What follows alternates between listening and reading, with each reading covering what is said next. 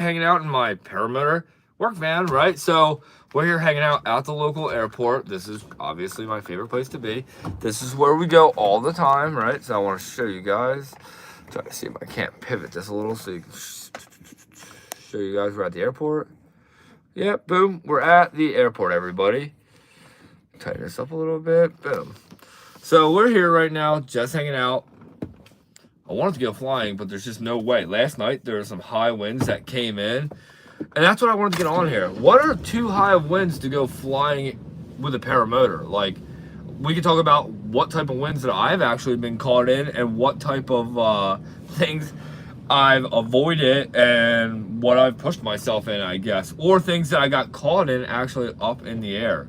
So I've flown a lot in all types of different wind speeds and wind gusts, right? And here, living in South Jersey on the East Coast, right, we have high winds, and we have winds, a lot of the higher winds coming from the ocean a lot of times. 24 mile an hour with a 40 to 60 gust yesterday. Yeah, dude, it was crazy. Man, I was watching my trees bending over, and they were actually touching my garage, which was really making me worried yesterday. And when you start going backwards, yes, when you start going backwards, that's a really good answer. Yeah, I've gone backwards actually multiple times. Have you guys ever actually flown backwards? I've flown backwards a couple times, especially at the beach. Especially only flying gliders that are a little too big. Dalton, what's up, dude? I'd say it depends on the location, but I prefer gusts less than 15 miles an hour inland. Yes, it definitely does depend on where you're at. But yeah, so Mac Fly Guy, what's up, man? Scoob, welcome to the live stream. Appreciate you guys coming along. It's at the end of the day, and yes, we are at the local airport, and we are just putting around. I do love coming out here and sharing with you guys the airport. You know, I come out here and spend a lot of time, but you know what would be really nice is that if we saw an airplane come in and land in these high winds, which we might not see, but we have a good chance of potentially seeing a helicopter potentially come in. Never. Oh, no way. Who said that? Mac Fly Guy, what's up? So you said never, but dude, please explain those lines, ragged and ripped. That's gangster. Laughing my ass off. Yeah, so I didn't want to share the one video that I just recently posted of me flying the Roadster because it's not that I'm pushing it right here. We're going to go back this way because the lighting is terrible right now. So, man, so I've learned in my experience of flying that you can fly gliders with sheared lines. Yeah, that's scary looking. Yeah, so everybody does have to be aware. The sheathing that wraps around the line on the gliders, the line is what holds all the strength.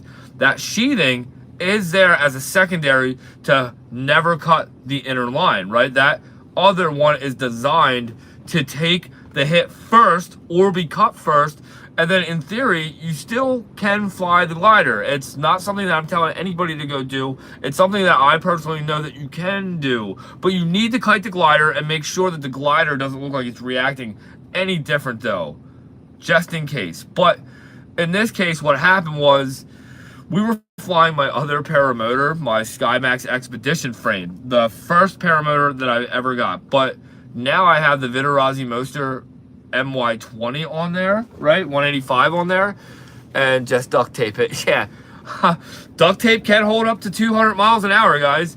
But has this year been more windy than usual for you, or is this normal? I feel like it's been a little bit windy, but we'll talk about that in a second. So I'm just saying, so what happened was I was taking off right here, which I can show you guys. So right over here, right there is where it happened. And what happened was I was going to take off with my other setup, and I have to say I've been so used to having a bigger cage on the Star SkyMax frame. My Expedition is more of a pro grade, and it's like a very small hoop section compared to the Star frame. The Expedition is just smaller, And when I went to go take off, not only did I give it throttle too soon, but half of the glider was actually above my head, and I was getting a crosswind. The winds were changing when I went to go take off, and I knew that they would, but it tricked me into thinking that the whole glider was above my head, and I didn't even look up. A lot of times I just feel it in my hips, and I should have looked up, and when I didn't look up, I gave it full throttle, and what happened was I actually wailed my one of my malleons, and when I wailed it, I mean, like, I just kissed it, and when I kissed it, I already done wingtip repair once on this propeller. That's why I painted it orange tips, and when I did hit, it just exploded, right? And when it exploded, it was like I guess like when it popped, that's where my lines got sheared, you know? And to be honest with you, I'm not going to kid anybody. When I went home that day, I took my glider back out and I checked my glider because I didn't even think about looking at the glider itself. I just knew that a couple of my lines got hit from the explosion, and even my leg got hit by a piece of the prop, but I was wearing one of my construction pants at the time. Thank goodness, because they're like a design where they're not designed to be ripped. So I did have a little bruise on my leg, but it was no big deal. But yeah, long story short, I actually hit one of my malleons on my risers, and it, you know, it sheared a few of my lines. And, you know, I flew it a couple times. I'm not trying to really fly it. I ordered lines through Cloud9, and it was just a mistake. I only got a few of them, and I'm waiting to get all of them to make a video about swapping them all out. So I've done it, but just the one line, I got it replaced right after. Yeah, so I've replaced just one single line at a time, but now that this time, it's a few of the lines that I'm going to replace. But really, like I said, everybody, it's amazing how strong the strings actually are inside the sheathing, right? That sheathing, though, is very important. I'm not saying anything less about it. All I'm just saying is that the strength is actually inside the sheath line. So, and then, what did you just say? So, you know what's crazy is that I think it's just getting windier. You know, I just feel like, you know, I don't really ever see really light no-wind days anymore. It's more like if I do get a no-wind day, it's very early in the morning, and sometimes we'll get some lighter winds. But, you know, this time of year, too, always does seem to be just worst weather all around. All right, so let's go drive to one of these windsocks so I can show you how hard the wind's blowing right now. The winds right now are still really bad winds. That's why I was hoping to see an airplane come in and land, but I think if an airplane comes in and lands, they're going to land on the other airstrip, guys. So let's go over there. But like I said, I'm about to cross this airstrip, and you know what? I can't see if there's any lights in front of me, so let's just back up. Let's play it smart. Oh, like I said, we're in my van. I want to make sure that I wasn't going to run over any of those lights, which we were totally clear of. Lines in a day for your lines. Trust me, it's way faster. She's a great. Wait, who are you saying to order the lines through? I'm sorry about that, man. I missed it. Trying to putt through here, looking both ways. So, where do you get your Paramotor lines through? Because I'm never again trying anybody out, but I actually did pay already for the lines. It's just that there was a confusion, and I'm not trying to say there's still a confusion going on. I hope you were right. Just moved back to. Oh, wait a minute. Let me see. I'm pulling over right. I want to get off the airstrip since you just said that. I love reading your guys' comments right away. I hope you're right. Just moved back.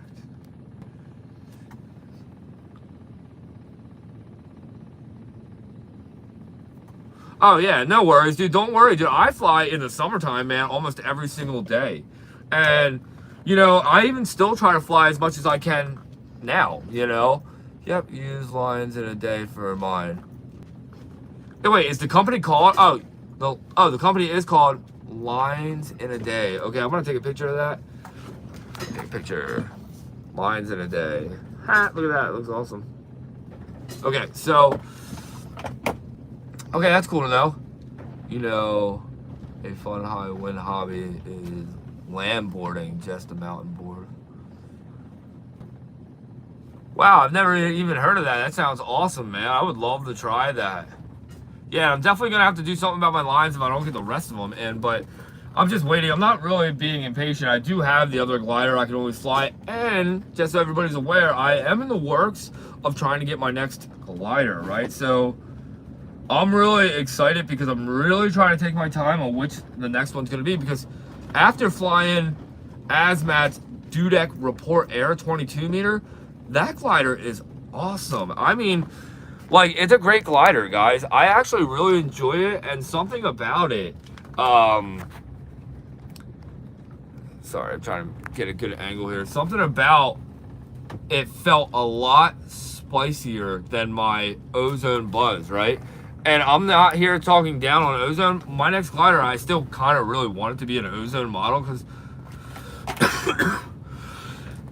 excuse me, guys, I really enjoy Ozone, and I actually really like their company, and I like all the companies. I'm not here ever dissing on any company, actually. I just like how I make my videos with, like, the couple that I'm already splicing together, like, meaning like SkyMax, Vitarazi, and then boom, it's Ozone, you know? And don't get me wrong, I still like to rep other companies, but, like, it's nice when the companies notice, like, you're making videos and you're bragging about them, and they reach out to you all the time. Like, for an example, like, Vitarazi has sent me things because of all the videos I make. And like I said, there was even a talk a few times about being on the V-Tribe team. And like I said, that would be a dream come true one day. But like I said, I got to be posting more videos, and I need to do a few more things, you know, like trying to share the adventure a little bit more extreme. So,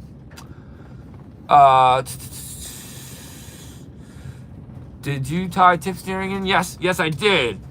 Did that before buying a new wing. I fly my Spider, and after I short my brakes and tips.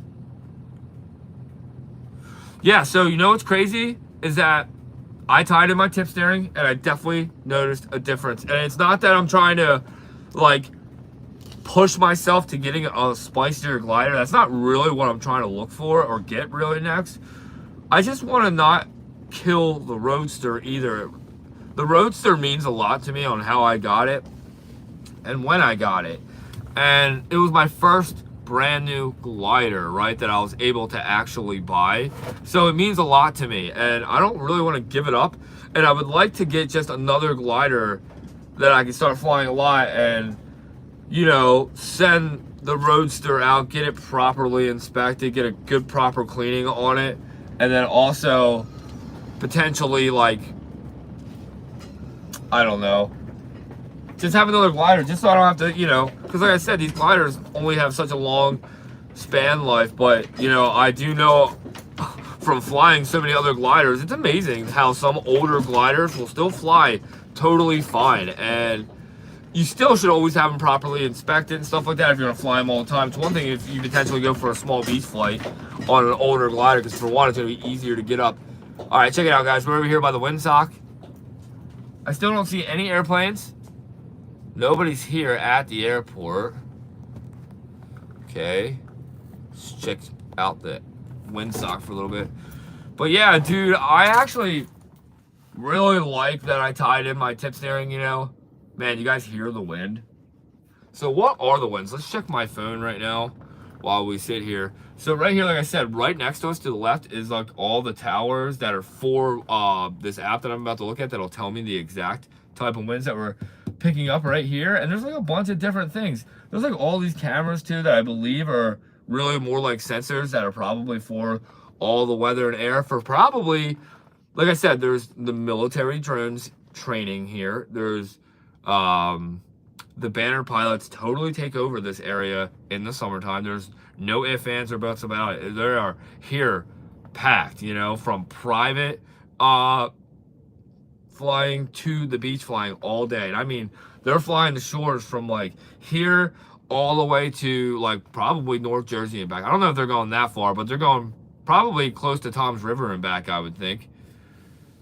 And all the way to Cape May. I want that new Roadster. She looks nice. I know. So here's my question though. So for the Roadsters, right?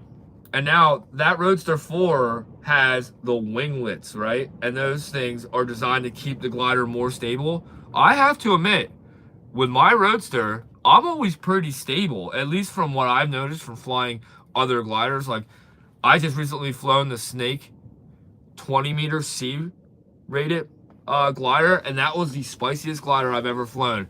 And I haven't shared any of the videos on it because, for one, when I went to go take it up, the wingtip was actually swirled around one of the other lines. So every time I was taking off and actually getting in the air and flying, the wingtip would stay in. And I'm thinking, like, man, what is going on? You know, and I took off 3 times with that wingtip never coming out. So then I actually had to get it down, and by the time I untied it and got it all back going, I went for a flight on it, a smaller flight, but I had the camera off, so it's like 20 meter. Not. I personally think the winglets are going to make it too boring. That wing didn't need it, Mojo, sure, but why numb down the Roadster? So, you know, that's where I was trying to get at. Like, I think that the Roadster 4 color scheme looks really amazing, but like, I would like to fly the Roadster 4 though to really be able to say what I like and what I don't like. But what I do like about my Roadster is that since I tied in that tip steering, I have made the glider much spicier. And, you know, I absolutely love it. Hey, man, this is my man Mo, I think, pulling in here. Epic. I hope this is Mo. Hopefully he comes over here, says what's up. We'll see. But I'm always in here all the time hanging out. So look, we'll see if we can see Mo right now on the camera. Did we see Mo? He's coming in. Do you guys see him? There's Mo right there, guys. Pulling into his hangar. So, dude, he's got a dope airplane, guys. Mike, what's up, dude? What's happening, everybody? Welcome. We are here hanging out at the local airport. We got the first pilot here of the day, outside of myself, if you want to say. He's the first one that I see here because the helicopter's actually not here, guys.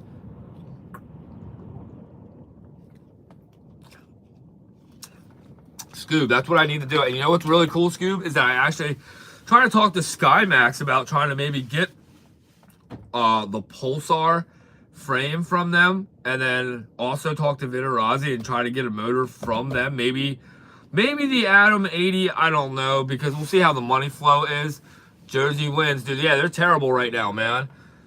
What I want to do is try to get some of their stuff so I can go to a fly-in and demo it out so people can really experience SkyMax frames. It'd be really cool to, like, have that and also get their trike so they can hook up to, let's say, even my Star. Like, I can even just demo out my Star and let people try it out on the trike frame. You know what I mean? I think that would be really cool.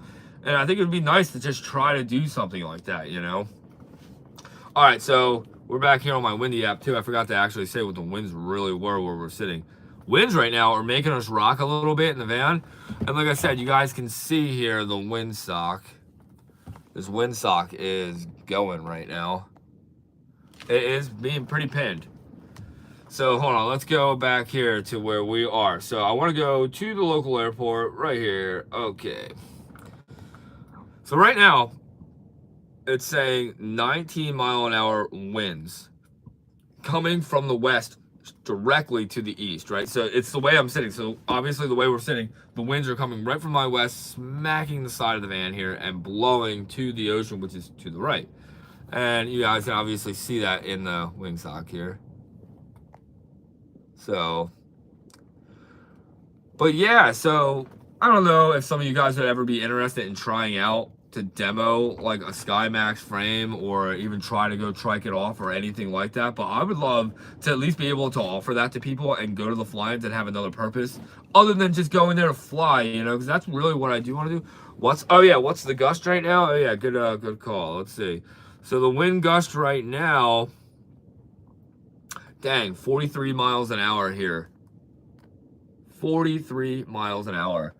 Smacking the center. And it's crazy too seeing the there's like this really cool, like I don't know what antenna it is or what it's for, but it actually spins in a full 360 here, and it's massive. Like if you got caught in the way of it, it would probably cut you in half. And it's like it looks like a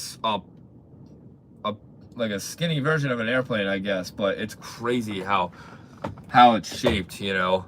What was that, man? Oh yeah, okay, Deptford 40s. Okay, yeah, wow. Yeah, dude, the winds are bad right now, and Like, man, can you imagine getting caught in winds like this? This would be scary. This is like probably not coming back down. And if you did get down from this, you might be where you don't want to be at all. Wow. Do you guys hear that? Dude, some heavy winds. Wow. So what is the highest winds that any of you guys ever flown in? Like for me, the highest that I knew that I was taking off in was 21-mile-an-hour gusting. That was the highest that I've ever known of taking off in. I've been caught though in the air in higher winds though, but for takeoff, 21 was my highest. And I have to tell everybody, I'm so grateful for having the ozone glider, because I think because they're so easy to already get above your head that like when you get trapped in a high winds and you set your glider up in a ball sideways and you're at the beach and you're close to the water, like for me, I put my glider away to where when I grab my risers out, I actually know that I'm not going to be tangled up, and I know which side to really put it on, even if I go to set up for a reverse. That's why I like the way I was shown to put my glider away in the easy stuff sack, the bigger sacks. And like I said, with just a few more extra minutes of a technique, you can put the glider away perfect every time to always take it out in a ball for if you're stuck in high winds and you're about to take off. You can, basically take off with the wing being in a ball, but you're going to bring the glider up no matter what, basically like a, what do you call that? A scorpion? I don't know why I'm totally drawing a blank on what that is. When you bring the glider up, one wing tip up at a time, you bring up the one wing tip up first, and then you get it above your head, and then, man, once you get it above your head and you turn around, you just give it throttle, lean back, and you're airborne. And then, it's all, you don't even feel the winds anymore. That's what's crazy about the beach flying. It's like when you're in high winds at the beach, you don't feel it at all in the air. But of course, once you turn into obviously the tailwind, downwind, or the headwind, you obviously can tell the difference. Guys, it's so windy that I feel like my van's gonna blow over. Almost like I should like turn it, because I'm like totally in a crosswind right now. Check out the flag, or the flag, the windsock.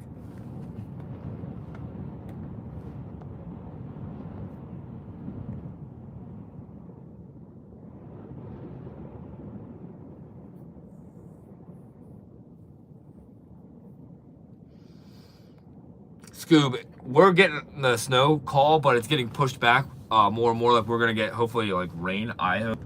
So, because dude, yesterday it was 55 degrees here, like at sunset last night. It was wildly warm. Watch the wing sock go up the other way. Let's see if we can watch it for a minute and see if it'll go up the other way. It seems like just waiting so you can fly. So, yo, what's up, man? I wish that we could fly today. There's no way. Right now we have over 40-mile-an-hour winds. Let's hit sunset. What time? So sunset, we're still gonna have winds at 34 miles an hour tonight. So we're not gonna be able to fly in that, not safely. And yeah, it's definitely not gonna happen. Winds like this are just so scary to even think about. Like, if you pull that glider out in too high winds and get dragged, getting dragged is the scariest thing. And I've actually been dragged a few times. One time almost put me in the hospital here at the airport. I don't know what happened. It was like, I wanted to go bring the glider up, but then I got lazy about it in high winds, I guess. And what I did was I created a wall like 5 feet in the air of the glider. Like that's meaning like it only got up to about 5 feet. And then this huge gust came in on that wall that I created. It threw me so far forward that I remember my hands just naturally going forward and then like landing on my stomach because I was set up in reverse. And dude, I got dragged so fast across the grass and cactus. It was the airstrip though that ripped my hands up. And I mean, it was bad, guys. You ever going to try towing a flag? So, what do you mean by that? Towing a flag? I'm kind of drawing a blank right now. You ever going to try towing a flag? Oh, you mean like actually have a flag like while I'm flying a paramotor? I would love to try stuff like that. because I'm already used to flying with having the chase cam behind me. So it would be cool to have some kind of a flag or like an Airstreamer. Is that what you're actually talking about? That would be pretty cool. Yeah, the winds are just, yeah, winds are way too high. Like, I feel like, man, I'll tell you what, though, if I had some cool RC drones, I think it'd be fun to try to fly around in higher winds like this. Not if it was very expensive.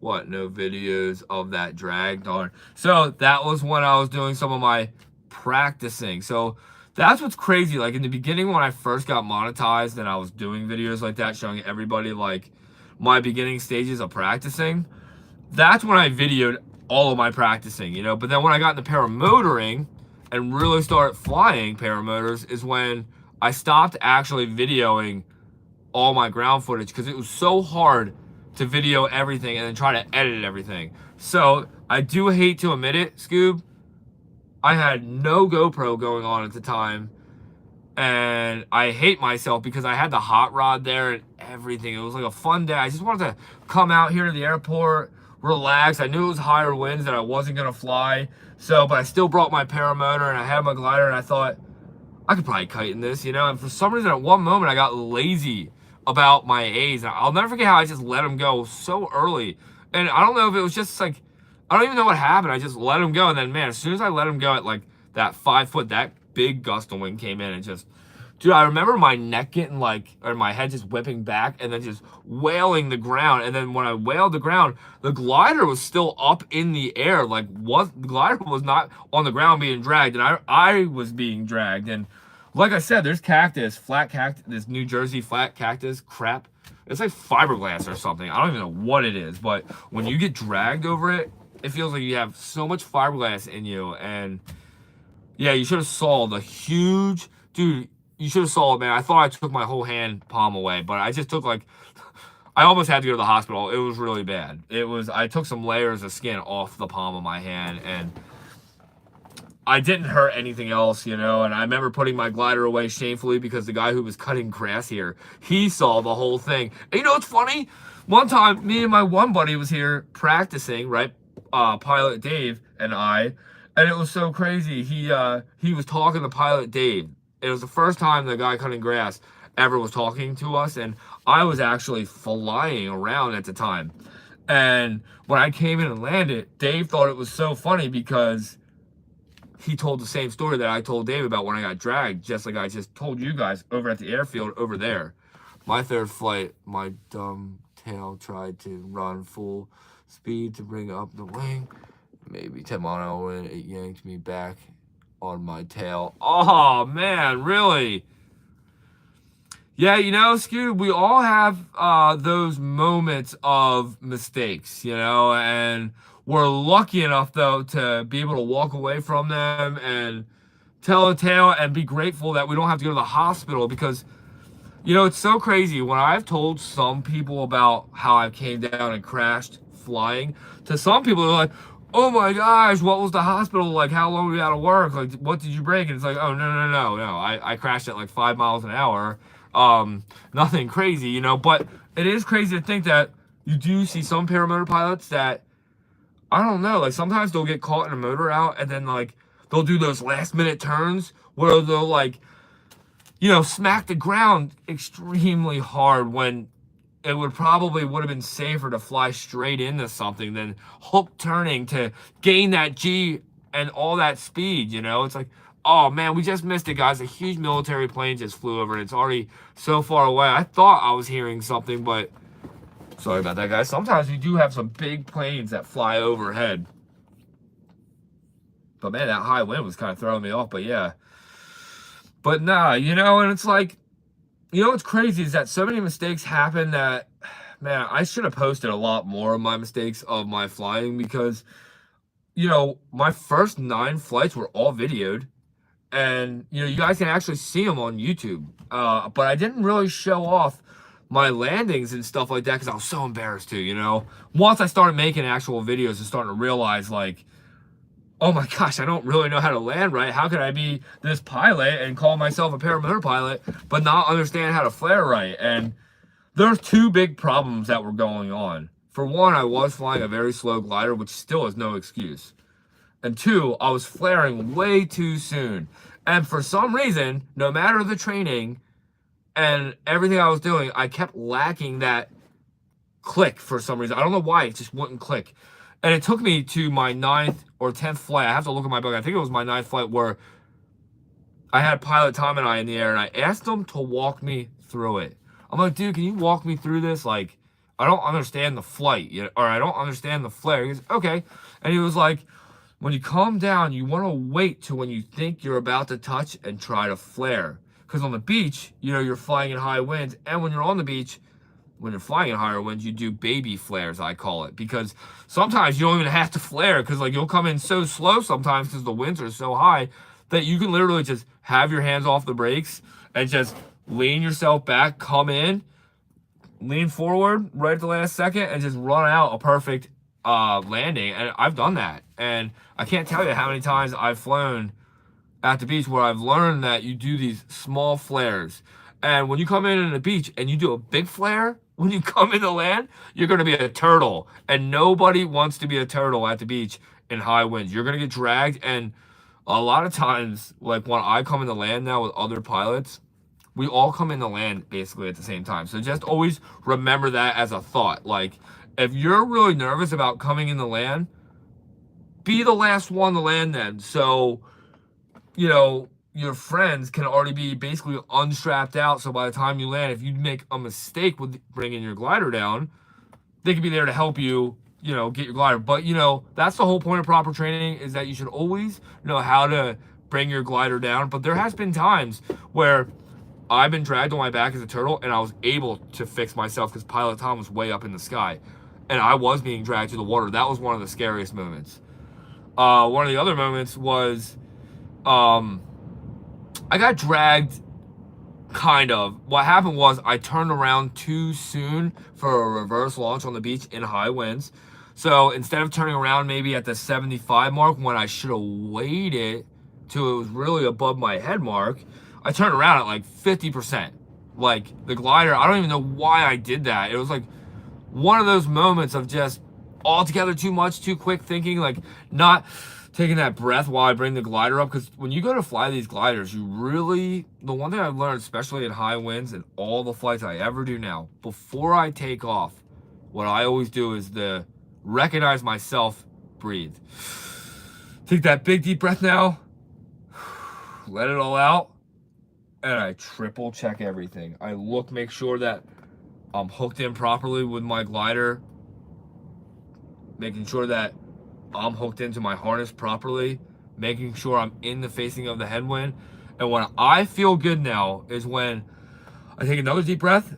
And I normally love doing a countdown when I do my launches. I feel like it just helps me out, And when I go do the countdown and when I lunge for, say, a forward launch, I've learned now that you just wait that extra second to feel almost nothing when the glider's clean above your head in a no-wind takeoff. And then you just start giving it throttle and you lean back and you just keep running until you're airborne. And I used to rush my takeoffs, and that's the one thing I don't want to say it's bad about learning how to fly in higher winds, but I feel like when you learn how to become a paramotor pilot in high winds, you would tend to do your takeoffs rushed, I feel like, because some of the times when I've taken off at the beach, like when you turn around in a high wind, you better be ready to give it throttle to take off, because like you might fall backwards. Like I can't believe how many times I've used throttle to keep me from falling backwards, at the beach.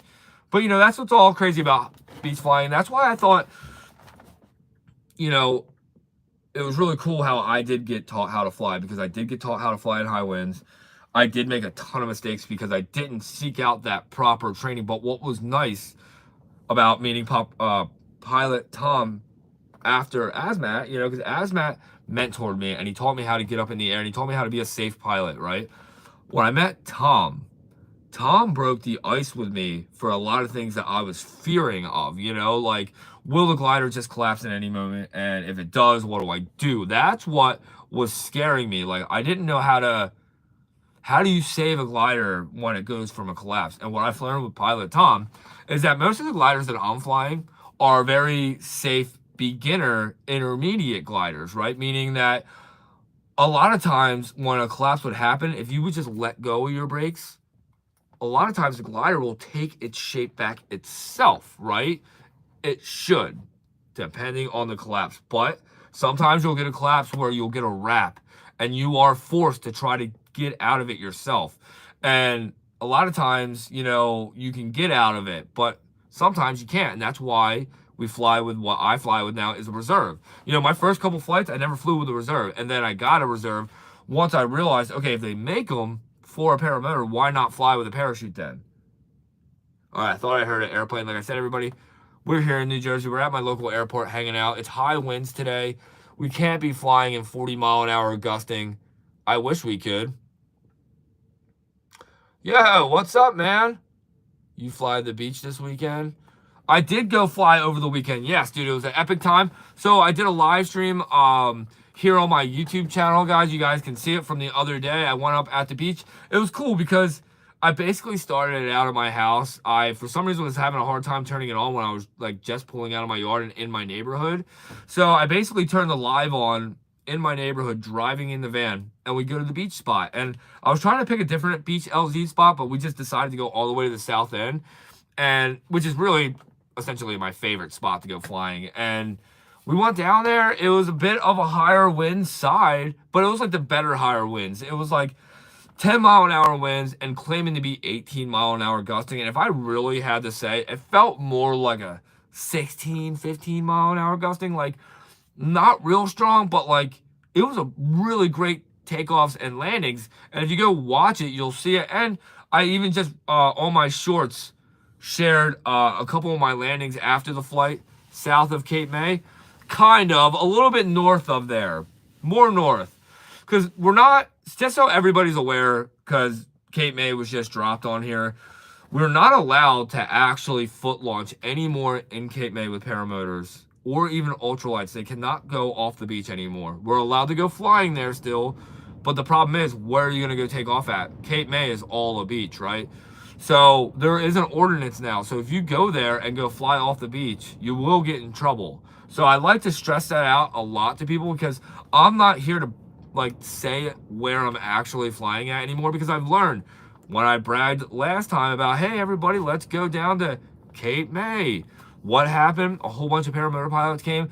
It was one of the best experiences I've ever had. It was basically my first, and still to this day, only flying I've ever actually felt, because dude, me, Pilot Tom, and Pilot Ryan went on this most epic journey flying. We flew off by the lighthouse in Cape May, and we flew all the way up to Reed's Beach, which is like flying really up New Jersey, up on the Delaware Bay side. It was an amazing flight, and we did it real early in the morning. We left at like, we were probably taking off at like 7 in the morning. It was a beautiful sunrise flight, and we flew for like, man, probably almost like 2 hours. Well, I think we got out of there around 9:30, 10 o'clock. So we were in the sky for a while, and then when we came back, this is where it got amazing to me. It was one of the best flights.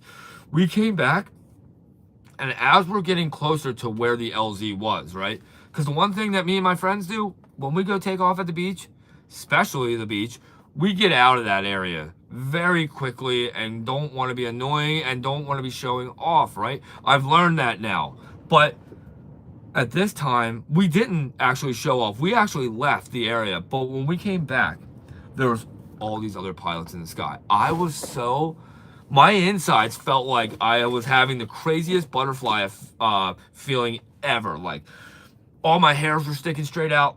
The craziest joy of my life. It was like, it was amazing. I had so many paramotor pilots that I didn't even know who they were coming up next to me, basically wingtip touching me, and then flying away. Because here are all these guys now with these very advanced gliders, beautiful setups, you know, very advanced pilots. It was all of Tucker Gott's friends, you know, and it was like, well, I shouldn't say all. It was some that were there, some that I had no idea who were there, that were probably friends of friends, you know, which was super cool. And like I said, best experience I've ever had flying with everybody. But the problem was, when we came flying back, there were so many people on the beach now, right? Like when we took off, and at the time when me, Tom, and Ryan took off, and what was cool about Tom and Ryan, by the way, they both did tandem flights. So they actually had you know, passengers with them when we went up in the sky. I was just single. But regardless, when we came in to land, there was like a yoga class going on. And where we also took off at in Cape May is a really big bird watching historical sightseeing area. So it's like already all these things that kind of make it not really cool to be there. And when we came in and landed, a couple of the guys kept flying around, right? Which was, to me, like I said, this was at the beginning of my flying. You know, I was so, it was like everything was blowing my mind. I was having the best time of my life. But what was a shame was that because of that day of paramotoring on the beach, and there were so many people there, all the locals didn't like it. So what they did was they put an ordinance on it on the beach. And now we can't ever go there. I'm not even trying to drag this out anymore because it does break my heart because we lost a flying spot. And now this is the reason why I don't like to say where I'm basically flying at. Just out of respect, everybody. So if you guys see where I'm flying at, you guys can always like message me and, you know, hit me up on Facebook or email me. And if you guys want my business cell phone line for paramotoring too, I can give you guys that. So if you guys ever want to call me or buy parts through me and you think it'd be easier just to text me, I can always give you guys my cell phone number. I'm going to start dropping that actually on my YouTube videos, so make sure you guys all stay tuned to that as well, because like I said, I am selling SkyMax models now, and I'm trying to make it easier for all of you guys. So, and I'm trying to make it cheaper for all of you guys too, so you guys can really get your hands on some really epic paramotors. And really, not only am I trying to get SkyMax models for a good price to you guys, what I'm really trying to do is show you guys how great they are. And not only just give you guys epic deals, but I want to throw in, for the first couple of buys, the Hunter strobe of any color of your choice. It comes in a variety, I think, of 3 or maybe 4 different colors. And also throw in the new GoPro, you know, which would be pretty epic. You know, I think that would be really cool because I've noticed that everybody that becomes a paramotor pilot loves to video their flights. Who does not? So how cool would it be if you were buying a paramotor? Not only did you get that cool epic strobe, so you can also fly a half hour after, or a half hour before sunrise and a half hour after sunset. Also have an epic brand new GoPro to just be able to put on your helmet or be able to put on the paramotor somewhere, you know? For me, I still don't know which one my favorite angle is. I actually really like the idea of the third person view, you know, where you can see in front of me with the selfie camera. I'm gonna move my van, guys, because I can see that the sunlight's starting to get a little bit closer. So we'll get a little bit closer to the windsock here.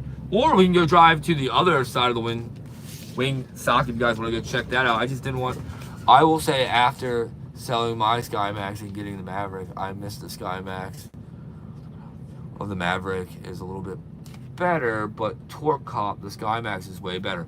So I really do respect what you just said, because I like to brag and say that I think all paramotors are great, and I am not here to ever actually say of any of them being bad, because I actually think they're all cool for all their own reasons, right? Every paramotor design has its epic reason why it's the way it is, right?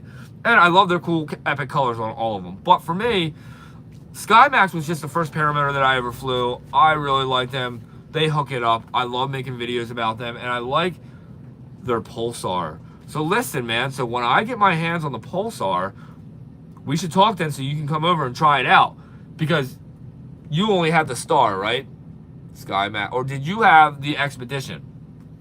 Check out the wingsock, guys. So much closer to the wingsock now. But I'm not gonna lie, I still honestly would like to own the Maverick. I still would like to honestly own the Scout Carbon. Do you know that there's a Scout Carbon in one of these hangars right now with the factory art in it? I'm so jealous. I think that's awesome. I wish that I had that. I had the Star. Okay, so check that out. So that's epic. So that's what I'm obviously flying all the time. But, or the Expedition, but the Expedition I don't really fly. But the Star I do. But what I want now is the Pulsar, right? Especially their new design one. Their new design one is, it's flawless, dude. It's amazing, and I need to get it. So I just was talking to SkyMax about how cool it would be if I did a giveaway, right, and was able to get our hands on the Pulsar with the dudek harness and the dudek on the Maverick. So I was a one-on-one comparison with only one frame changing. Okay, and that's totally fair. Everybody, I love to hear everybody's opinion. Everybody has a different one, and I think the best part about I think like some of the best parts about the Paramotors is talking about the differences, right? So for me personally, I've worked on the Parajets a ton of times. Not the frames, but I have messed with the frames trying to tweak them out from being a little bit bent or anything silly like that. But I've worked on them and I got to work on the Viterazzi engines that were on them, but I got the pleasure of really getting the experience and even fly the Maverick, right? And what's so cool is that it's totally different, right? And what I do notice is that there was a bit of a torque twist difference, but I'm not here to talk bad or anything, you know, I'm not talking bad. Wow, I'm so glad I just saw that. There's like all these poles sticking straight up and I almost just ran them over, and I'm super glad that I didn't, right? Because I'm not here trying to break anything. But what I'm just doing is I'm just cruising around trying to show you guys the other wind sock, and then I keep forgetting that the other gate's actually broken, so I can't even get out that regular way. Sorry too that it's a little bit bumpy in here, but so I have the dudek comfort harness as well, and I love the dudek comfort harness. And but I do have to say, everybody, I also own the split leg. Wow, this is really rough right here. The split leg APCO Extreme Air harness, and I have to say that harness is great, and it's super comfortable too, by the way. The only thing I've ever felt in really long flights sometimes with that is that nothing with my butt or my lower back area, but my top of my back will start to hurt a little bit, like I'm almost feeling the frame pushing me a little bit. So if I had to say anything negative about at least that, because the dudek comfort air, I don't feel anything like that, you know. The dudek comfort air is so nice. All right, so check it out. We're coming up to the other windsock. Winds are howling. Check it out. So we're getting closer to the trees now, coming over here. So obviously, you know, we're probably getting a lot of rotor probably coming off the trees, making this windsock really move around.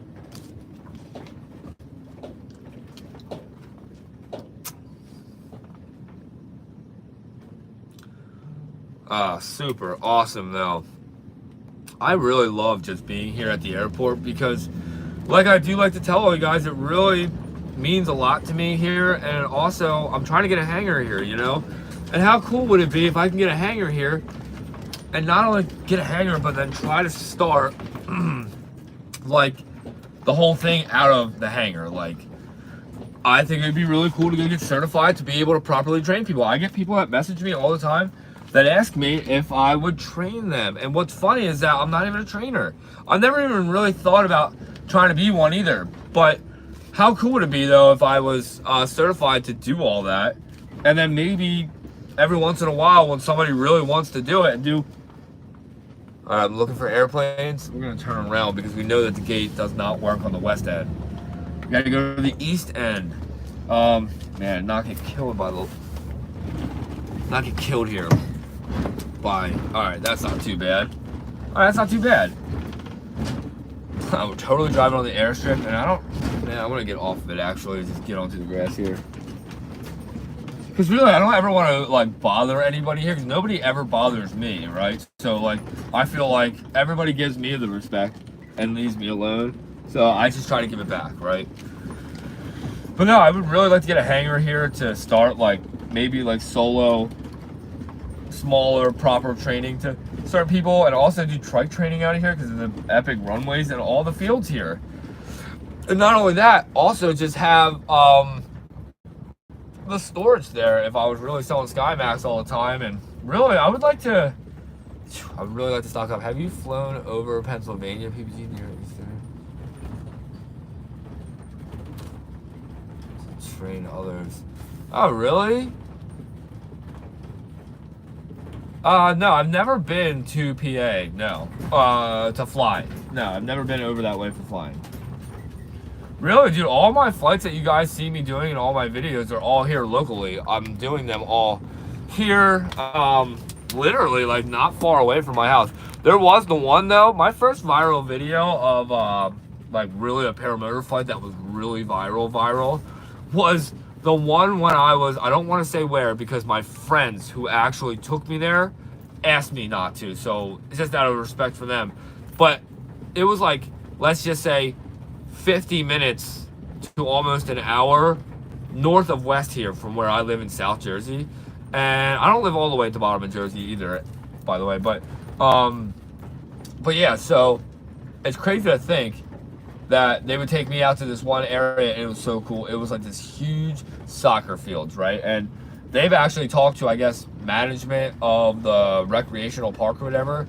And they said if you guys were to ever do what you guys were doing, because they didn't really understand it, like they kind of more looked at it like drones, they asked to do it all the way far back, like all the way at the end of all the soccer fields. Because all the way at the end, it's more like this secondary parking lot or something. Like if the parking lot got overly filled for soccer or something like that, this other parking lot is like the extra parking lot that we were able to go take off in. And that's why, like I said, I think it would be really cool to do these podcasts, by the way, that when I do go meet up with these other people in other areas that you see people posting videos about, it would be cool to hear like what they've heard of what rules or what they should be watching out for, so like we can talk about them, so when people would watch the video they'll be like, okay, so if I ever come to this spot here in New Jersey, I gotta really watch the lifeguards at the beach, or oh no, we'll get ordinance on that beach, right? Or get fines for flying paramotors on the beach, right? So like I said, I like to stress out those rules because, you know, man, when there's lifeguards there, you're flying over people too, by the way. That's what I like to stress about people. We're not allowed to fly over people. So it's like, when there's lifeguards, no flying here, in, at least where I live. 'Cause that's what we've learned. And that was a big main reason too, to that day of where we flew in Cape May that day, you know, which really sucked, by the way. But best day of my life though, that's what sucks. You know, sometimes when you get the greatest moments of your life, sometimes you don't realize you're really killing the surrounding. And who would have known that one of my favorite flying days ever to still this day was down there. And then what was happening was that I didn't realize that it was actually a big mistake at the same time. It really hurt my feelings. I hate actually thinking that we can't even do it, but luckily, me being a carpenter, you know, I've done a lot of jobs everywhere. What's nice is that I'm actually friends with somebody who owns a farm in Cape May that's close to the beach life, so I can actually go to the farm and go take off. Dude, Travis, what's up, man? Welcome, dude. I can't believe that you're on here. Epic to see you on here, dude. We're here hanging out at the local airport. Super extreme high winds right now. I need to actually, before we get out of here, I hear something rolling around in the back of my van. I want to make sure that it's not going to be rolling around when we go get on the road, but I figured we'll come over here, pull over for a second. Still hoping to see an airplane come in and land here at the local airport, guys. Trying to. But what's up, dude? How's it going, man? How is your fun day Monday going on? Yeah, let me go move this stuff around real quick.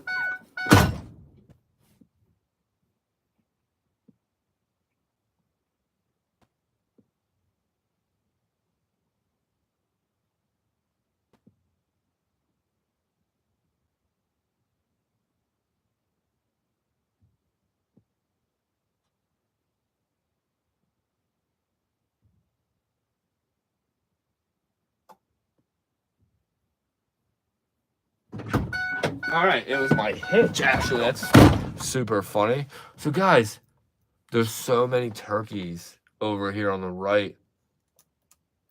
Tons of them. And what's crazy sometimes about being out here at the airport is that sometimes, dude, there's packs of coyotes that live right over here, because right at sunset, like, and I mean right at sunset, you'll hear them howling. So, like, maybe I can't potentially do it tonight, which is kind of a shame, but I could probably maybe do it tomorrow or the next day, where I'll do a live stream and we'll set up for the coyotes. But dude, it's sketchy because I don't know, there's a lot of them, and man, I'm in cage basically with them, and I don't know where they're getting in at in a fence, but it has to be way deep in the woods this way, obviously, because we're all fenced off in here, and it's weird to think that there's even any type of like game back here right now. Like seeing those turkeys.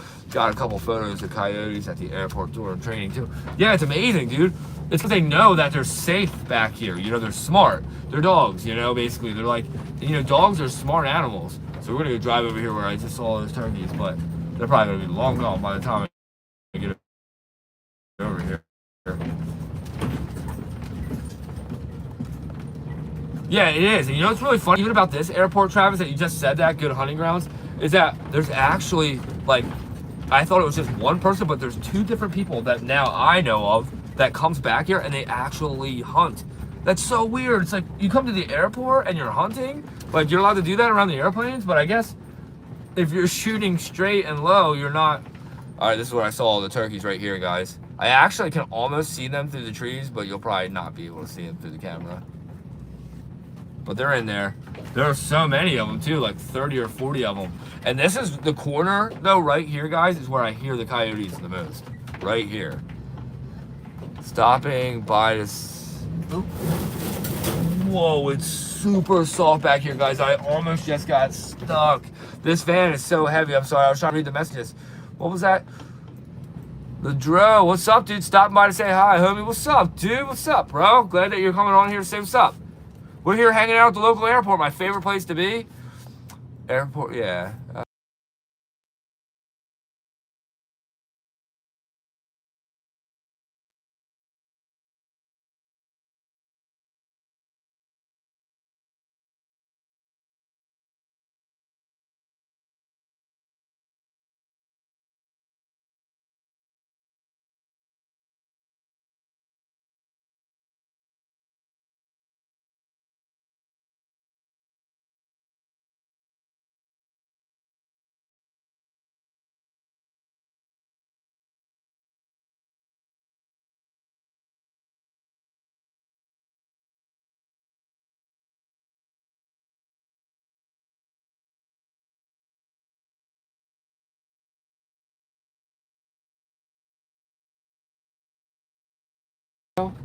Oh, dude, thank you for saying that, man.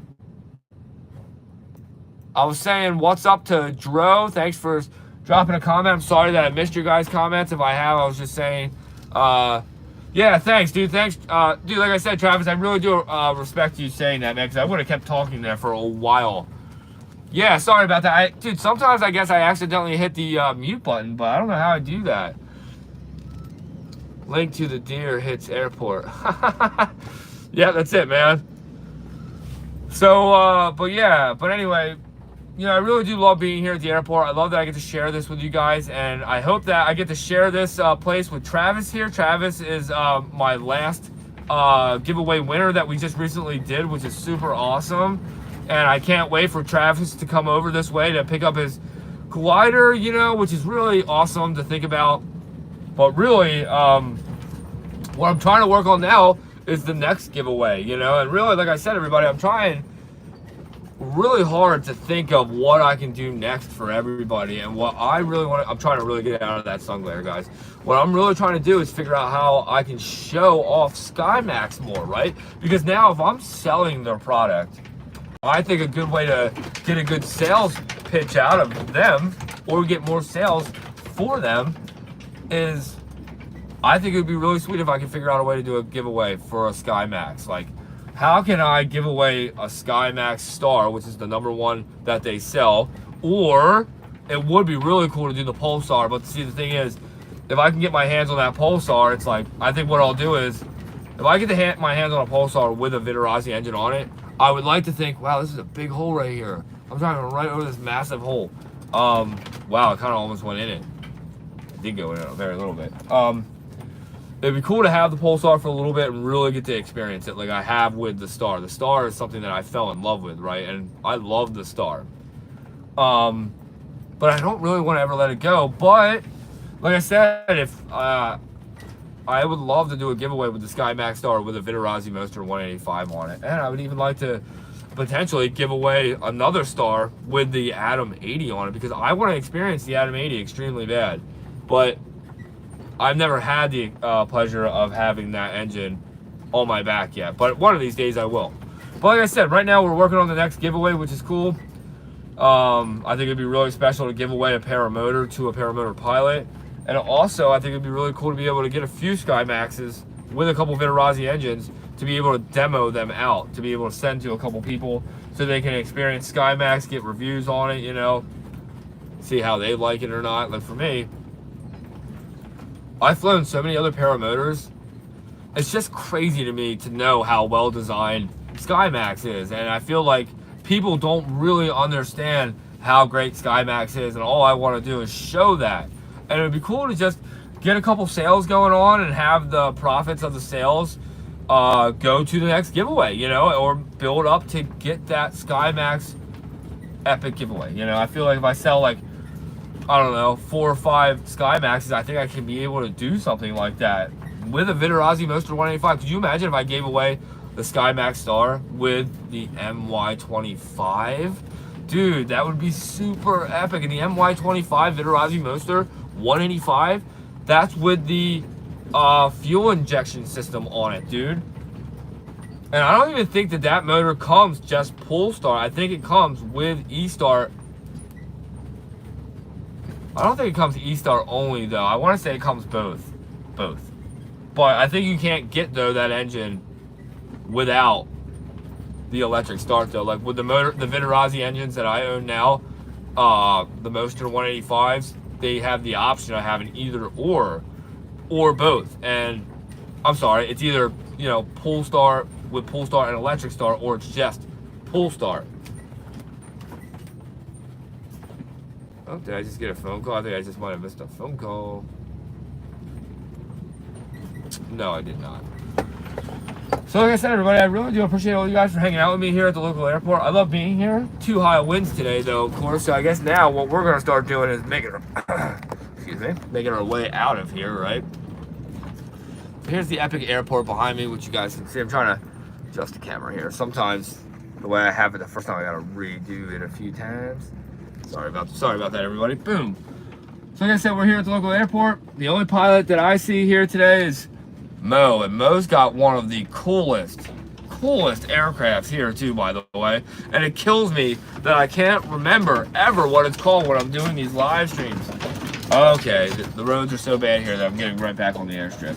Well, the field here is so rough that it's not worth to keep driving on right now. Sorry about the glare, everybody. Just give me 1 second.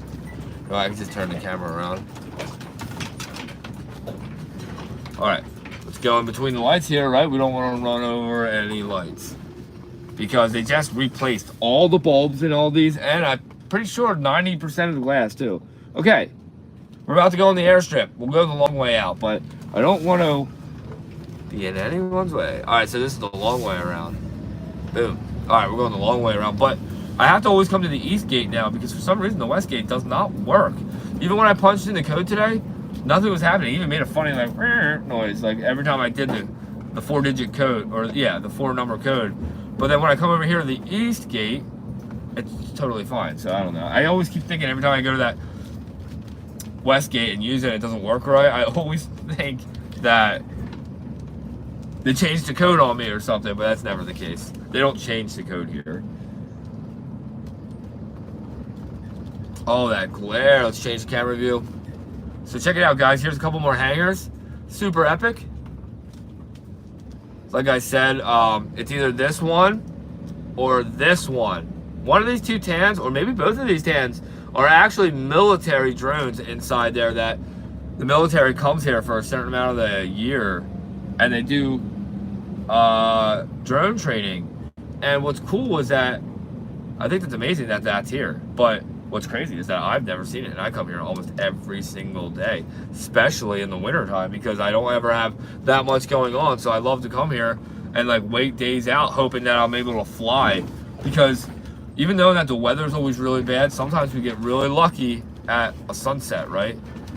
And a lot of times you got to hang out for a little while and wait it out until the good moment of fly time comes. And sometimes it comes, sometimes it doesn't. And I have to admit that there's been so many times I've came out here with all my gear and was not able to fly. And there is nothing more heartbreaking than that. But something about knowing that you're a paramotor pilot and that you were just out there and you're ready and that's all you wanted to do, and something just about that alone is just amazing, you know. And I don't know, that's why I just want to be able to share this life with everybody, and that's why I like making these videos and sharing everybody basically my full experience on all of it, you know. I'm not here to hide anything. I really do enjoy my life. I really love that I'm a paramotor pilot. I think it's crazy that a couple years ago, I don't even know what I was even thinking. That's what's weird, is to think a couple years ago I never even knew about this, and now it's the only thing that I think about. That's what's crazy to me.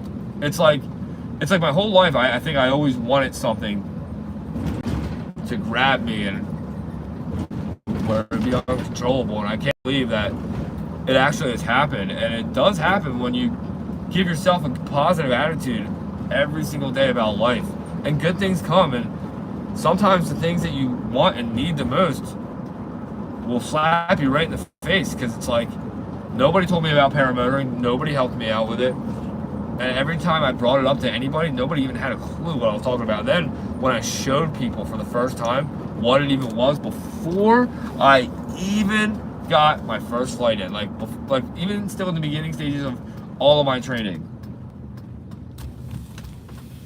it's crazy to think all of that stuff that was going on, you know. And I don't know, it was all just life-changing. Everything about it was life-changing, and I'm so grateful that, I don't know, I'm just so grateful that I have it in my life, and that's why I want to share it with everybody. And you know what's crazy, when I was making these videos and I had the helmet to, like, so you guys can all hear me up in the sky talking and sharing the excitement, like, that's, I couldn't wait to share that with everybody. But it's funny, and if you guys want to ever go see my first video ever, my first real flight, it is on my YouTube channel, and my unedited versions are on Facebook, where you do hear me saying a few curse words because I am extremely happy. And it's so funny, I even say things like yo dog and stuff, and I don't even talk like that. I thought that was so weird and odd to even hear some of the funny things that I was even saying, or how I was saying it, because I was just so excited, you know. And there was really something about it. And check this out, guys. So this morning I had a problem with driving with the live stream with the sunlight coming in, right? And now here we are at the end of the day, when I just got done. Dude, you know what's really great, guys? I actually worked on that deck all day. I didn't bring that up. So I was gonna do a YouTube live stream, me working on the deck. So what I did was, I wanted to try it out with TikTok Live first, which I did. I did the TikTok Live, and when I was doing it, what was annoying was that there's other companies coming to the job, and I don't think that it's fair to just try to video other companies coming in and like videoing their work and stuff. So out of respect, I just don't try to video that kind of stuff. So I wanted to try the live out, see if I would like doing it or not on the job. And I did find it kind of annoying a little bit, because a couple of the people like went right into my van and stuff like that while I was live streaming, because they just assumed that I had stuff. But I don't know, it's so crazy. But really,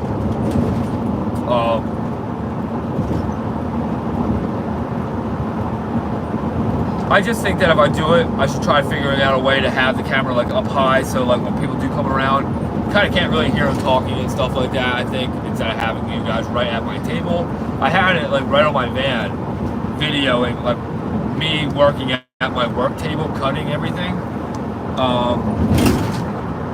But yeah, I don't know.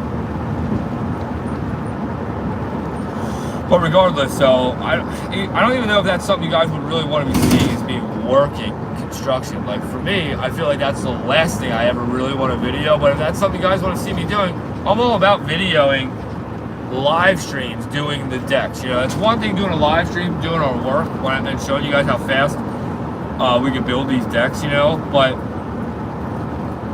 other than really that, I don't want to really be making YouTube videos where I'm like really editing them and stuff like that, like I do with my flying videos, you know. Because really,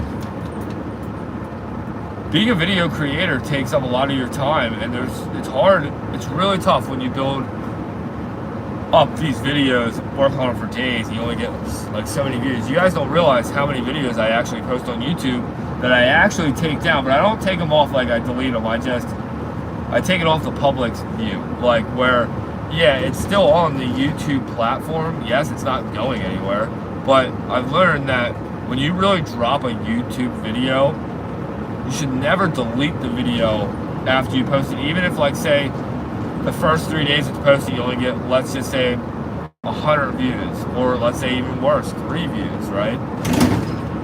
You know, it's bad for your rhythm of the channel when you delete your YouTube videos, because I've read and heard people also state multiple times how it's just an ugly thing to do to your channel, because you're showing the YouTube rhythm that you'll delete videos. So they'll, like, almost, I don't want to say they'll be more standoffish of showing you your video or showing off your videos more, but it's just not a good thing to have going on in your lives, or I mean on your video drops. You just don't want to delete them, but you can take them off the public eye though, which doesn't hurt anything. But to me, I think it doesn't really make any difference, but I don't really know. Please drop some comments below what you guys think about that.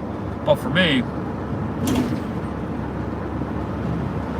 you know, I just like to share the experience with everybody. That's really what it's all about. And I'm not here trying to make the best YouTube videos. I just want to show some of my epic adventures that I think are some of the best times of my flying. And I think it's really special that I get to fly with these other pilots that are extremely, extremely experienced, you know. And to me, I like still can't get over to know that I fly with these certain pilots. Like, just starting out, the guy who taught me how to fly Azmat, dude, he's such a great pilot, and not only a great pilot, a highly experienced pilot. He has so many flights under his belt. Not only that, he is somebody who's flown basically everything, right? And man, I'm blown away still knowing how many Paramotor wings he even owns, and even engines. Like, he's an awesome dude for that kind of stuff. And not only that, like I said, he's got really the real experience with time with Paramotor, which is amazing, right? And then we have Pilot Pat, right? Pilot Pat is somebody that I met right at the time of my learning with Azmat. When Azmat was training me, we bumped into Pilot Pat. Pat was in his prime of training. It was so amazing. He was literally leaving like a few days prior to go get proper training at Florida at Aviators. And what was so cool about that is, well, something's in the road. And what was cool about that is when he came back from getting his first flights and his training, I already got my first flight and started flying. So it was really a special time. Pilot Pat is one of the best pilots I could ever ask to fly with. He all around respects everything about the air, respects all the stuff that he owns. He flies the Parajet Maverick with the Spider. Sorry about that, guys, that glare. And he flies the Spider, right? Which is, I'm flying the sister wing. I'm flying the Roadster 322 meter. We're about to get out of the glare, guys. 1 second. Sorry about that. And like I said, Pilot Pat is the type of pilot who wants to just go and experience the adventure of flying. And I love that, right? Because that's what I love. One of the most is just getting up in the sky and taking it all in, right?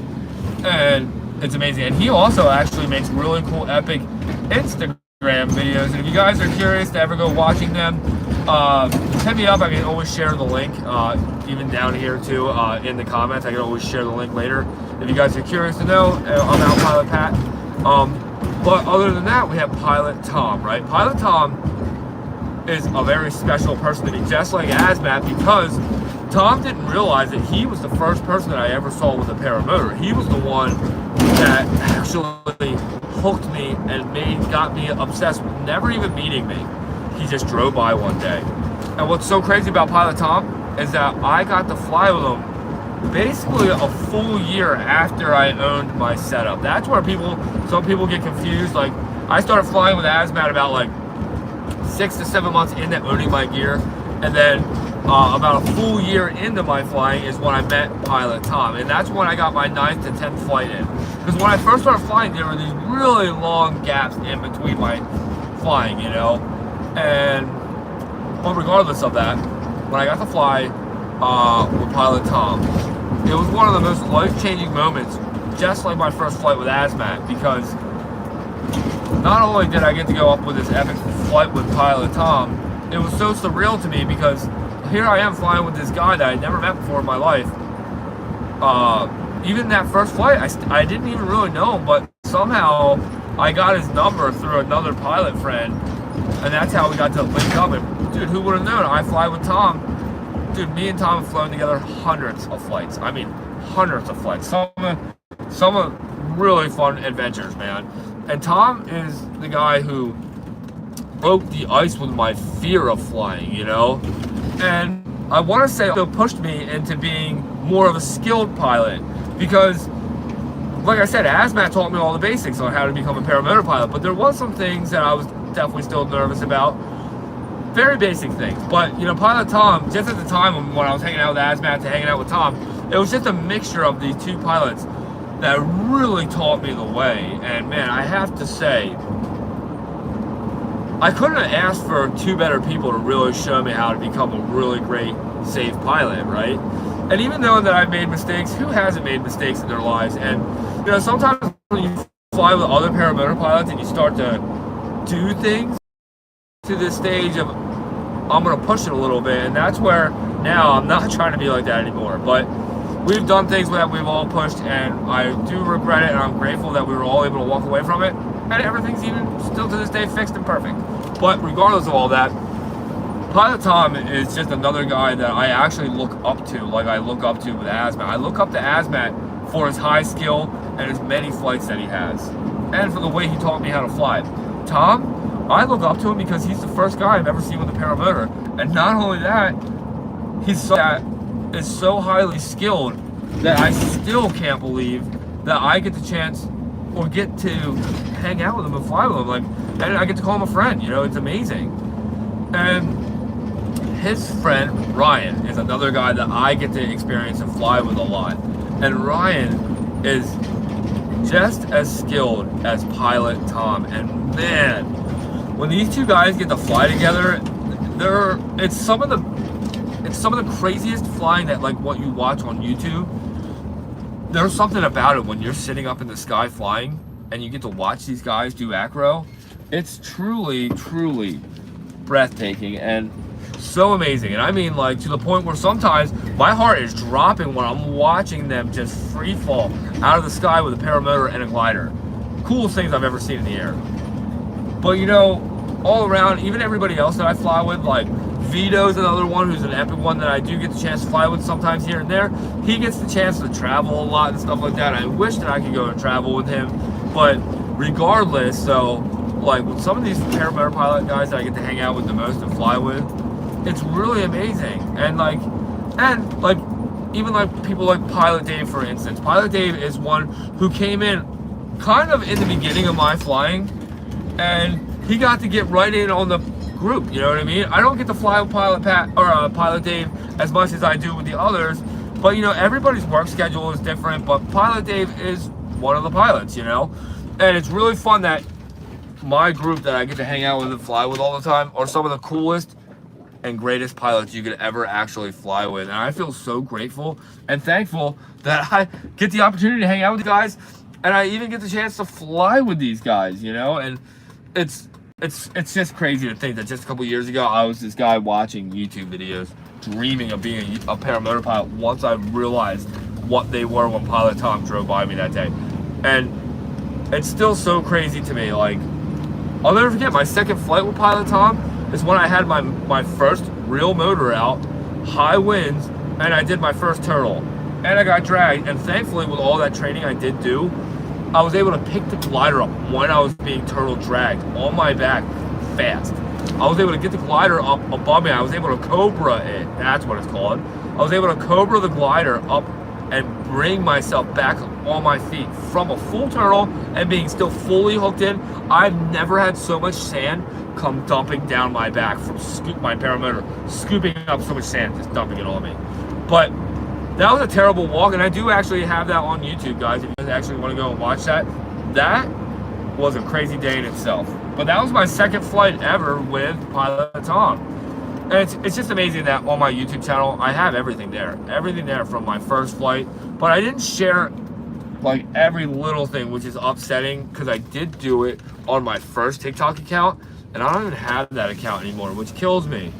But you know what's crazy though, when I do think about it, if you guys go check out some of my earliest video reels on Instagram and even Facebook, my earliest ones from 3 years ago, that's a lot of videos ago, you'll see me doing my training with Asmat, doing my by myself practicing with GoPros, and super cool though, you know, like you guys see the work that I really put in and the time that I really put in to become a pilot, because all I wanted to be and still want to be to this day is a good pilot. And I don't want to be the best pilot.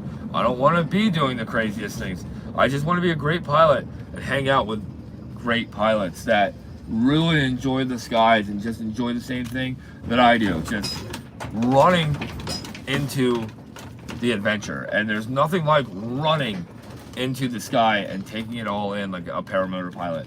Dude, paramotors can take you to some of the coolest places in the world that you can never even imagine, and that's what I'm learning. Flying to some of these islands that you can't get to unless you get there by a boat, and sometimes you can't even get there by boat. Flying to some places that are so secluded in the middle of the forest that you just see these huge openings and you wonder why it's even open like that. And you come in and you do this epic landing and you wonder if you're going to be able to even take off out of this area that you just landed in because you're way in the middle of the woods. I can't tell you how many adventures I've really been on. And you guys have to remember too, 95% of my videos are recorded, right? But that doesn't mean I post them all. And not only do I not post them all, you know, a lot of them have accidentally been deleted. You know, a lot of them have been videos my friends have asked to not share, you know, and out of respect of the other pilots when we're flying, I won't share certain things, you know, only if I'm asked not to, you know, because, you know, I've learned now when you post something that's ugly, like even if it's a mistake that you did yourself thinking that it's a good learning lesson for others to watch, I've learned that I can't get over that some of the videos I've put on the video out on social media would be so positive but super negative, right? I've gotten such negative feedback from some of the videos that I posted, and really I'm not here to, I don't know, I'm not here to like say to anybody things like, what's your commute to your I'm sorry, man, I'm sorry that I missed some of your comments. What's your commute to your flying LZs in the summer? So dude, all my commutes, dude, and if you guys have been watching my live streams, you'll see it. So yesterday or the other day when I did the live stream where we went and flew in the sky, which is like a few flights ago or a few videos ago, I'm sorry. I leave my house on that video basically and get to the beach, and it only takes about, I don't know, 5-10 minutes. I should say like 7 to 10 minutes. And then going to where we just came from only takes about 15 minutes. And then everything's in between that. So basically everything that I fly at is basically within a 15-minute range. Sometimes when I go to other beaches though, you can basically slap on a half an hour, because sometimes in the summertime when it's a little bit more crowded and the traffic's a little heavier, which summertime traffic's terrible here. But I do have beach spots that are very secluded that don't have lifeguards that I'll go to in the summertime early in the morning or late in the afternoon. Like, you know, lifeguards don't get to the beach, guys, until some beaches till like 8:30, right? And when they're done, a lot of times they're done around, I think it's 6 o'clock or 7 o'clock. I want to say it's 6 o'clock in the afternoon on certain beaches. And when they're done, when the lifeguards are done, that means the banner pilots are also done. And when the banner pilots are done, now the skies are like the best. Because when you go flying in the morning, sometimes even before the lifeguards are there, you'll start catching some banners getting out early, because I think they go out for longer travel. Like they'll go way up New Jersey's coast or way south of the Jersey, you know, maybe even go hit Delaware and stuff. But yeah, normally, dude, for my LZ, it's normally within 15 minutes. What's M? What's that mean? What's M? RC Aviation. What are you saying?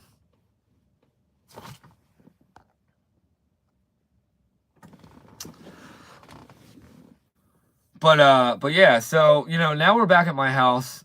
This is my Equinox here. I actually we blew up the motor. I guess we ran it low on oil. The timing chain snapped.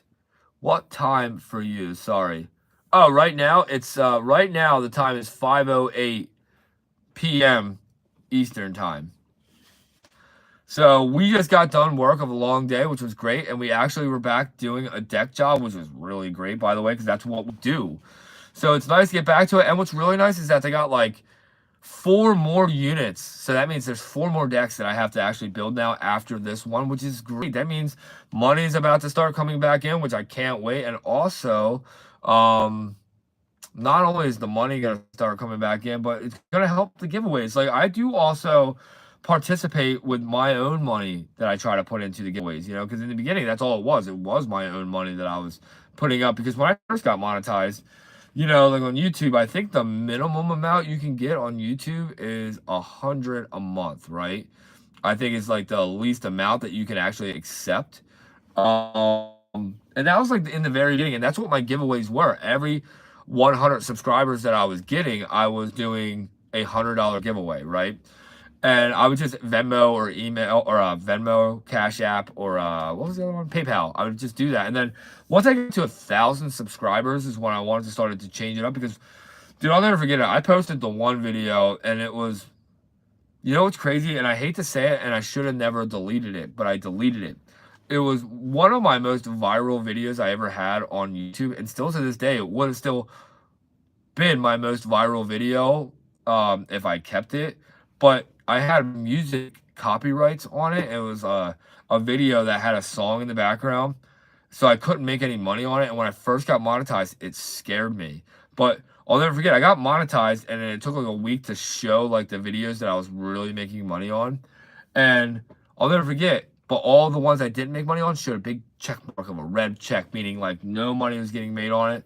And that was the video. That one video, though, that what I'm trying to say, one of my most viral videos, got me like 3,500 subscribers in one night. I'll never forget it because when I was able to be monetized and start to see all this stuff, I was able to look at the charts and really break down everything. And it was crazy to see that one video got me over 3,500 subscribers.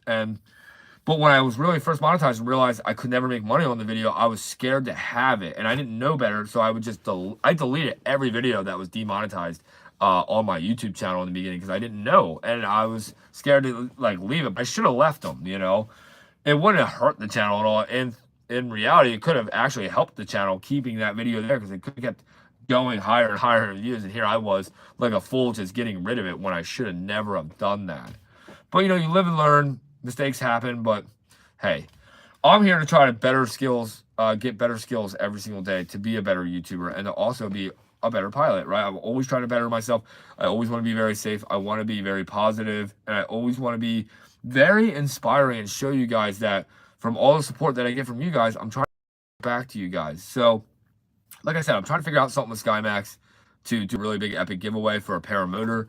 And also, if someone was to win and they didn't have the proper training or anything like that yet, maybe it would be really cool to do a giveaway where I can send you out the proper training, and then you can see from there if you really want to become a paramotor pilot or not, because it is a big commitment. It's like getting into boating. If you're really serious about boating and you buy a big boat, you have to really figure some things out. Like, for one, it's going to be very expensive, like gas and stuff like this is expensive, but you guys just, you got to always be prepared to really be able to sacrifice things. And I sacrificed basically everything for paramotoring, and that's all I want to do is be a paramotor pilot until the end of my days. I don't ever want to stop running into the sky. There's really something about learning the skill of running into the sky to go flying. It's like being Superman. It's like being Superman, but in Star Wars all at the same time or something. It's like, there's been times where me and Pilot Tom were flying the beach at sunset, and I'll never forget it. He made this comment like, doesn't it feel like we're like flying on some kind of like a Star Wars ship? And I'll never forget, because we were flying like 3 feet above the ground when he said that, with this cool, dope background of the sunset peeking over, and it was just such another surreal moment where I realized like how cool is it being a paramotor pilot. It's one of the coolest things ever, and knowing that you can just fly high, you can fly low, but flying low is very unsafe, and I always will stress that. Flying low is the only time I've ever actually made mistakes paramotoring. And flying high, I've never made mistakes, ever. And if I did make a mistake flying high, I was able to correct it very safely and very high, where I had plenty of time to correct the problem. But regardless, guys, flying paramotors is the greatest. I really do appreciate all you guys for watching. For all of you guys being subscribed to my YouTube channel, that means a lot to me. I put a lot of time into it, and like I said, it's only going to get bigger and better, and I'm trying every day to be better at this. The bigger and better that I do make this platform and my others will be bigger and better giveaways, you know, and really it'd be so cool to raise enough money for like these giveaways to even do charitable giveaways to where from what you guys are picking to what you guys are donating towards, it'd be cool to start up a poll to see what kind of money you would like to see go to real charitable donations that will really change some people's lives, because I feel like that's all I want to do in this life is change other people's lives. And I would love to do it with paramotoring, but I would also love to do it in the how can I also help you out way if we can grow the channel up to be like that. And hey, if we do, then great, then that's the goal. And if we don't, then hey, I have a really good time making all these videos, and I really love sharing the adventure with all of you guys, you know. And I will always try to keep doing giveaways, you know, even if it has to sometimes come out of my pocket. And like I said, I just want to share the experience, and I just really want to inspire and just show you guys how great it really is, and just try to help out if I really can. And I just enjoy making videos. I think there's something about being a video creator that I think I've always wanted. I think that's what I actually like the most, is being a content creator, you know, and getting to hang out with you guys from all over the world and getting to share like these really crazy life-changing moments that are going on in my life with all you guys. That's why I think GoPros are cool. I think having, you know, the phones that do these live streams are actually really cool. And I have nothing bad to say about any of the social media platforms. I like them all, and I'm on all of them. So if you guys want to go share the love and go be supportive on all of them, go and check them out. Like I said, everybody, if you guys are interested in buying any SkyMax model and any part, hit me up. I am ready to sell to you guys today. And like I said, I will give you the best deal that your money can buy, because I want to push out these SkyMax models to you guys. And also, if you buy any SkyMax model from me with an engine of a Vitarazi choice from Moster 185 or the Atom 80, I will throw in the Hunter strobe of your choice of color, and also throw in a brand new GoPro of the GoPro 13. Windy on the islands today. Yeah, dude. It is so bad winds right now. It's like over 40-mile-an-hour gusting. It's no good. It's small aircraft advisory like crazy. And plus, it's just not even worth trying to do that right now. But anyway, like I said, guys, I am home right now. I'm about to end the live. Like I said, if you guys are interested in any any SkyMax model, I'm sorry, please hit me up. I would love to help you get your next paramotor, and also show you guys how great these models are. Like, I can't stress it enough. I absolutely love it. I think that if you got your hands on a SkyMax, you wouldn't regret it. But there's only one way to find that out. So please hit me up if you guys are interested. I can show you guys what they go for, what kind of discount I can actually get you if you buy it through me.